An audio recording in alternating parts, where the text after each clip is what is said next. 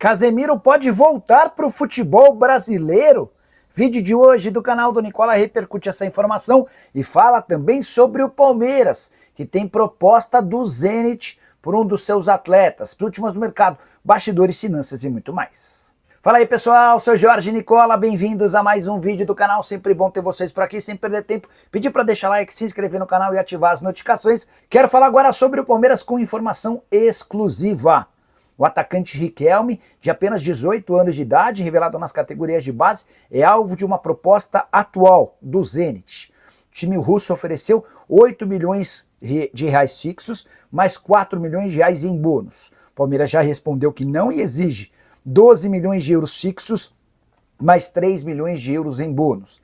A janela de transferências na Rússia, vale lembrar, se encerra apenas na próxima sexta-feira, então ainda há tempo para que essa rodada de negociação possa determinar a transferência do atleta. Riquelme, que é tratado como uma joia, como um grande craque das categorias de base, e já havia sido alvo de outros dois clubes europeus. O Nottingham Forest chegou a oferecer 6 milhões de euros e o Palmeiras descartou o negócio na hora. O Sporting de Portugal chegou a sugerir um empréstimo de uma temporada ao custo de 2 milhões de euros. Também não pareceu um bom negócio pro Verdão.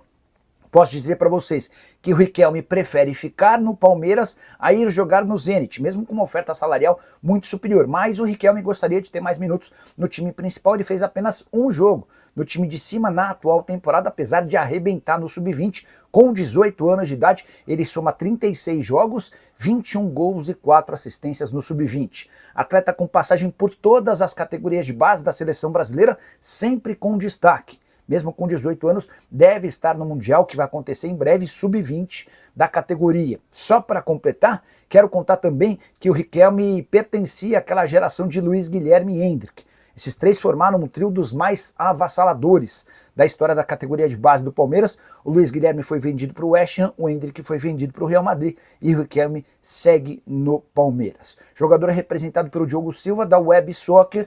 Vamos ver como é que o Zenit vai lidar com essa nova pedida do Palmeiras em relação à negociação. Para falar sobre Casemiro, volante titular absoluto da seleção brasileira e um dos mais importantes da posição no planeta. Será que o Casemiro pode voltar a jogar no Brasil em 2026? Seu contrato com o Manchester United se encerra em junho do ano que vem.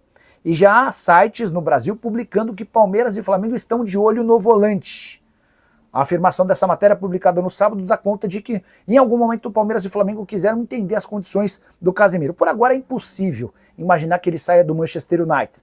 No clube inglês ele é dono de um dos maiores salários da Premier League, cerca de 11 milhões de reais por ano, um salário gigante. Mas é natural que depois desse contrato o Casemiro deixe o Manchester United e aí os próximos passos serão escolhidos depois da Copa do Mundo da temporada que vem. Existe uma possibilidade de um namoro antigo, de o Casemiro jogar na Arábia Saudita com cifras inclusive maiores do que as atuais. No Brasil ele sabe que vai precisar reduzir consideravelmente seus ganhos, mas levando em consideração que já se trata de um cara de 33 anos e com enorme capacidade financeira por todos os salários que recebeu desde que deixou o São Paulo, acho que não seria nenhum absurdo se ele abrisse mão de um pouco de grana a partir do fim do contrato com o United. Só incluiria numa possível vinda ao Brasil o São Paulo. Casemiro sempre se mostrou muito grato ao tricolor, que foi o clube que o revelou. Então, além de Palmeiras e Flamengo, que já teriam sondado o atleta, acho que vale a pena colocar o São Paulo também como uma das alternativas se o Casemiro, no ano que vem, depois da Copa do Mundo, decidir vir atuar por aqui. E você, o que pensa sobre Casemiro? A minha opinião, por aqui no futebol brasileiro, ele sobraria. Seria certamente um dos melhores, se não o melhor jogador da posição. Você concorda, discorda? Já usa espaço para comentário, registra a sua opinião.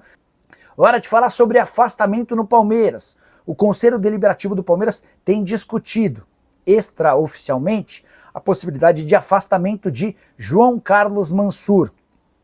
Ele é aliado de Leila Pereira e foi eleito como um dos mais votados na última eleição. O grande problema é que ele tem sido alvo de uma investigação da Polícia Federal.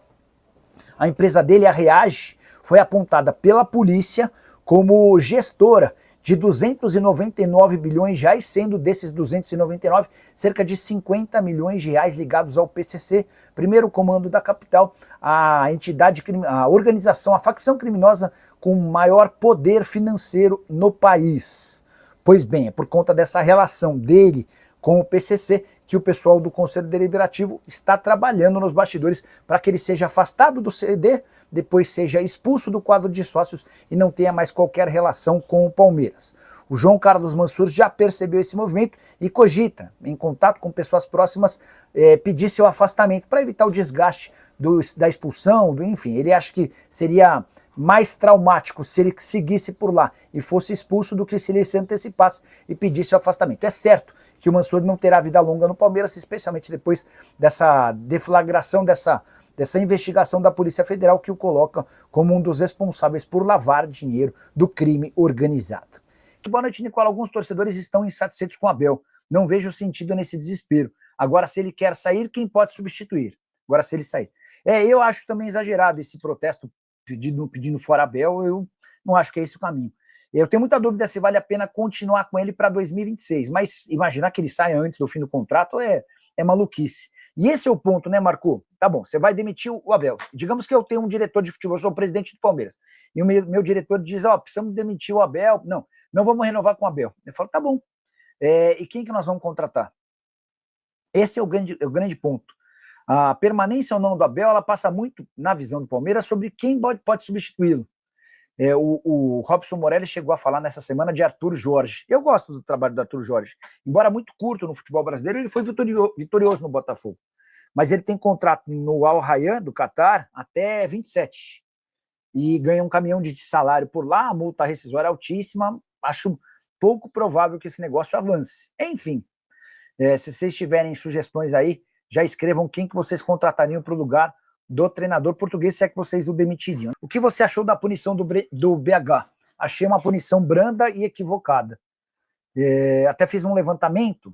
Outros 22 jogadores também haviam sido punidos por conta de participação em apostas esportivas. Só um teve uma pena mais branda do que a do Bruno Henrique, foi o Tony Anderson, que foi só advertido, foi só multado, tá?